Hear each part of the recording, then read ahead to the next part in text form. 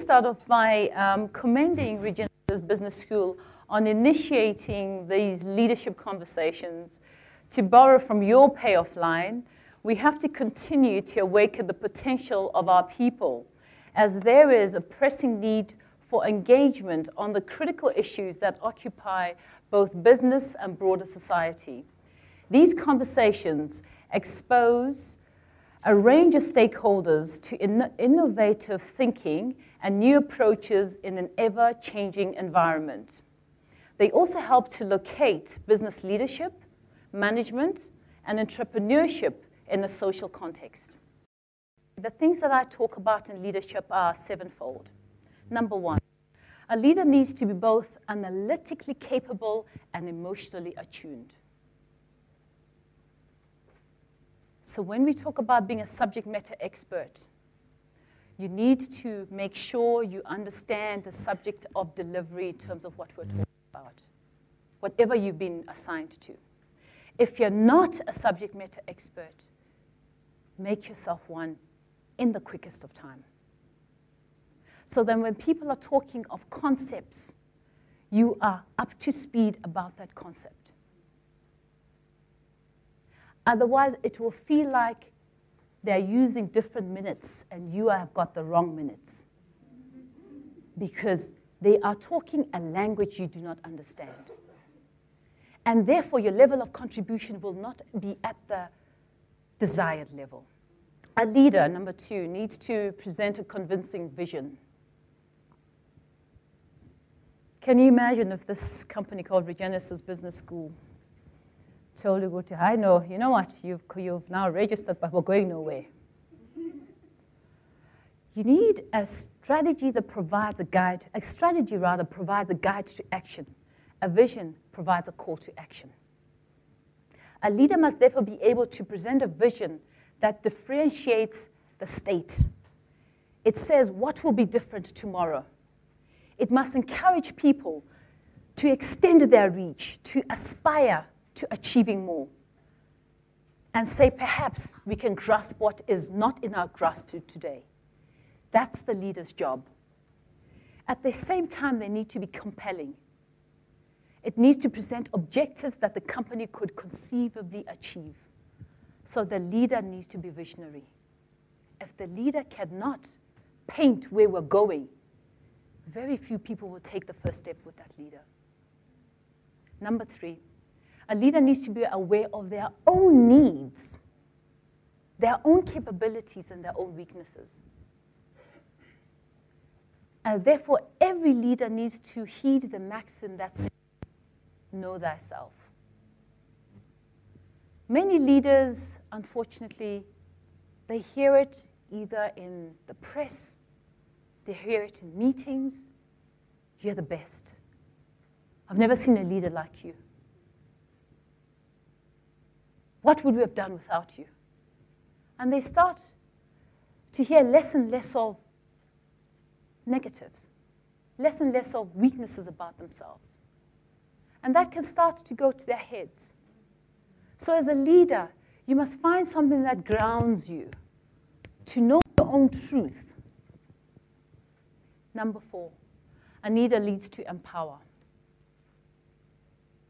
Every company, as we know, needs to maximize its assets. This means, amongst things, that we need to ensure that people can be the best they can. They need to be able to fully realize their potential. And that's the leader's role.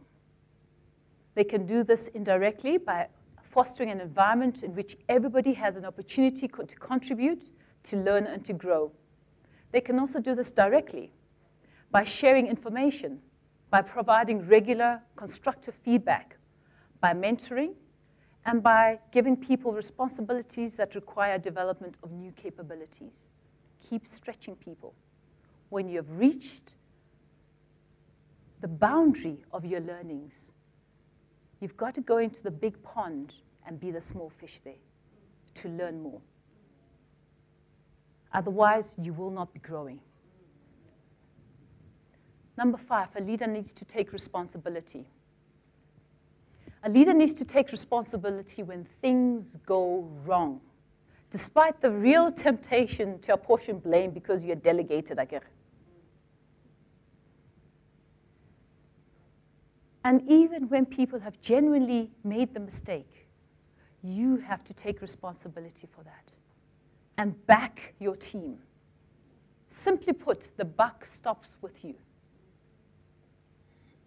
This engenders a culture of accountability and responsibility within the corporation as a whole.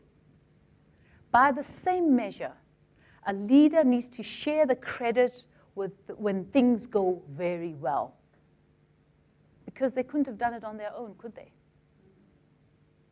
In most instances, it's a collective effort, and the contribution of everyone in the collective needs to be recognized. It must be said, though, that in the context of always taking responsibility for self and team, all leaders are human, after all, and they too need support. So as a leader, you need to find yourself a business mentor. You need to find yourself a business mentor who's walked this path ahead of you. There's a gentleman that's called Alain Reiscourt. He says, if you haven't had the pain of month end, you've not been an entrepreneur. Month end. When you know you've got like 50 people to pay, and you look at cash flow, and you're thinking, how on earth am I going to do this? Then you're not a real entrepreneur. You haven't really felt it. Similarly, as a leader, when things become really dark, you need to be able to lean on somebody who has walked this path before. This is a person who will listen to your ideas and to your problems and give you perspective. Because as a leader, it's very lonely at the top. Number 6, a leader needs to take action. You can't lead from the couch like I do with the golf. I watch golf and go, Tiger, you shouldn't do that. But I couldn't play golf like Tiger.